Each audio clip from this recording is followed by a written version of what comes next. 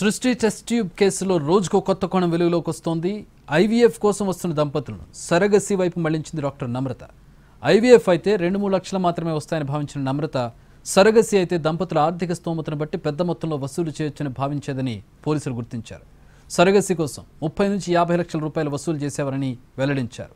IVF అంటే తల్లిదండ్రుల యొక్క సొంత స్పర్మ్ అలాగే అండాన్ని తీసుకుని మళ్ళీ తల్లి గర్భంలో ప్రవేశపెడుతూ ఉంటారు. అదే సరగసి అంటే అద్దె గర్భం, అంటే మరొక మహిళ యొక్క గర్భాన్ని డబ్బులిచ్చి పే చేసి అద్దె గర్భాన్ని తీసుకుని దాంట్లో శిశువుని పెంచి డెలివరీ అయిన తర్వాత తల్లిదండ్రులకు అప్పచెప్తూ ఉంటారు. ఇది సరగసి. సో సరగసికి ఎక్కువ డబ్బులు వస్తాయనే ఉద్దేశంతో 30 నుంచి 40 లక్షలు వసూలు చేయొచ్చనే ఉద్దేశంతో ఐవీఎఫ్ సాధ్యమైనటువంటి కేసుల్లో కూడా సరగసిగా కన్వర్ట్ చేసి వాళ్ళ నుంచి 30 నుంచి 50 లక్షలు వసూలు చేసింది డాక్టర్ నమ్రత. ఇప్పటికే 30 మందికి పైగా సరగసి కోసం డబ్బులు కట్టినట్టు లభ్యమైన రికార్డులను బట్టి పోలీసులు గుర్తించారు.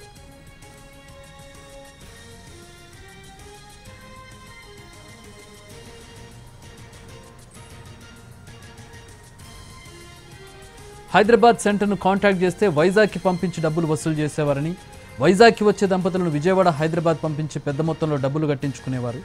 సరగసి మదర్తో కాంటాక్ట్ లేకుండా అత్యంత జాగ్రత్తగా వ్యవహరించింది నమ్రత. ఇప్పటి వరకు ఎన్ని సరగసీలు జరిగాయన్న దానిపై ఆరా తీస్తూ ఉన్నారు. అలాగే సరగసి పేరు చెప్పి వేరే బిడ్డలను తీసుకొని వచ్చి తల్లిదండ్రులకు అప్పచెప్పేవాళ్ళు. డిఎన్ఏ టెస్ట్ చేసిన తర్వాత తమ బిడ్డ కాదని తెలిసి ఒక పోలీస్ కేసు అయినటువంటి నేపథ్యంలో ఈ వ్యవహారం అంతా బయటకు వచ్చింది.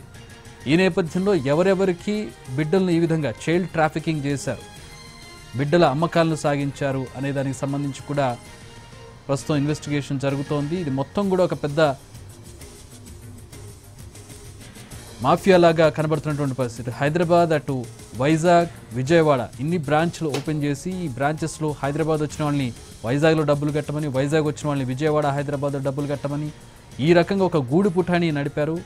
30 మంది, తక్కువ 30 మంది ఈ సరగసికి డబ్బులు పే చేసినట్టుగా తెలుస్తోంది. 30 నుంచి 50 లక్షల వేల నుంచి వసూలు చేసినట్లుగా కనపడుతుంది.